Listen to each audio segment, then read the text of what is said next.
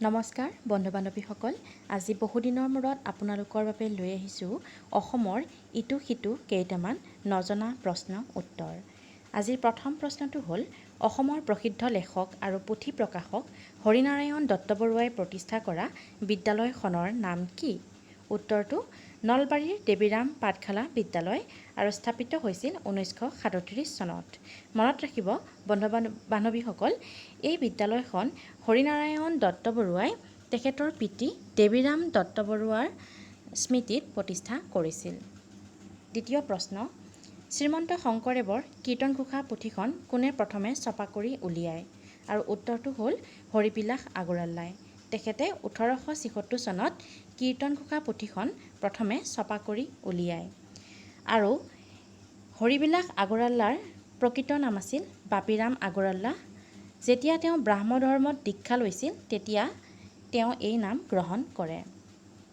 আজিৰ তৃতীয় প্ৰশ্নটো হ'ল, উচ্চ ন্যায়ালয়ৰ ন্যায়াধীশ হোৱা প্ৰথম অসমীয়া কোন আছিল? আৰু উত্তৰটো হলিৰাম ডেকা।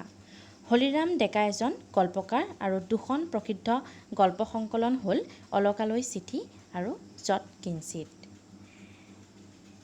নেক্সট কুৱেশ্যন, কোনখন সংস্কৃত পুথিৰ পৰা বিষয়বস্তু সংগ্ৰহ কৰি অসমীয়াত হস্তী বিদ্যাৰ্ণৱ সংকলন কৰা হৈছিল? আমি হস্তী বিদ্যাৰ্ণৱখনৰ কথা আমি সকলোৱে জানো।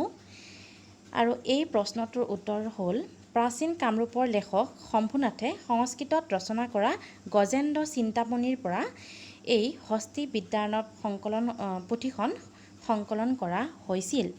অসমত বৰ্তমানলৈকে 3খন সচিত্ৰ হস্তী বিদ্যাৰ্ণৱ পুথি উদ্ধাৰ কৰা হৈছে।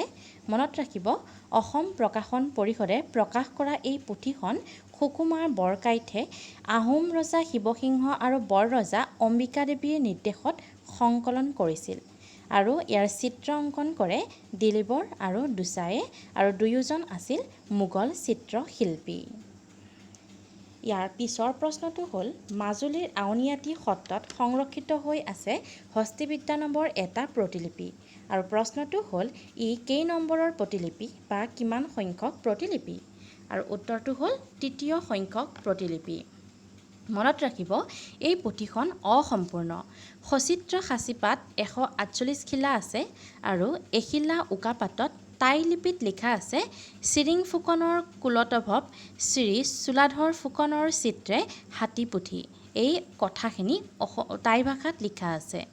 আৰু আমি জানো যে চিৰিং ফুকন আহোমৰ পূজা সেৱা কৰোঁতা খেলৰ লোক আছিল আৰু টাই ভাষাত বুৰঞ্জী লিখাৰ দায়িত্বও আছিল তেওঁৰ ওপৰত। এইখিনি কথাও মনত ৰাখিব। নেক্সট কুৱেশ্যন, হয়গ্ৰীৱ মাধৱ মন্দিৰ কোনখন পাহাৰত অৱস্থিত? আৰু উত্তৰটো হ'ল হাজোৰ মণিকোট পাহাৰত। কোচ ৰজা ৰঘুদেৱ নাৰায়ণে 1853 চনত এই মন্দিৰ নিৰ্মাণ কৰাইছিল বুলি জনা যায়। আৰু কোনোৰ মতে 6ষ্ঠ শতিকাত পাল বংশৰ ৰজাইহে নিৰ্মাণ কৰা বুলি কোৱা হয়। আৰু মন্দিৰৰ ওচৰত থকা পুখুৰীটোৰ নাম বিষ্ণু পুষ্কৰ বা মাধৱ পুখুৰী। নেক্সট কুৱেশ্যন, অসমৰ দক্ষিণতম প্ৰান্তৰ জিলা কি? আমি অসমৰ জিলাসমূহৰ নাম সকলোৱে জানো। আৰু দক্ষিণতম প্ৰান্তৰ জিলাখন হৈছে হাইলাকান্দি। এই অঞ্চলৰ আদি বাসিন্দা হৈছে কুকিসকল। মনত ৰাখিব, পাছলৈ বড়ো কছাৰীসকল ইয়ালৈ আহে। নেক্সট কুৱেশ্যন, হাকামা বিল কোনখন জিলাত অৱস্থিত? আৰু উত্তৰটো হ'ল ধুবুৰী জিলাত।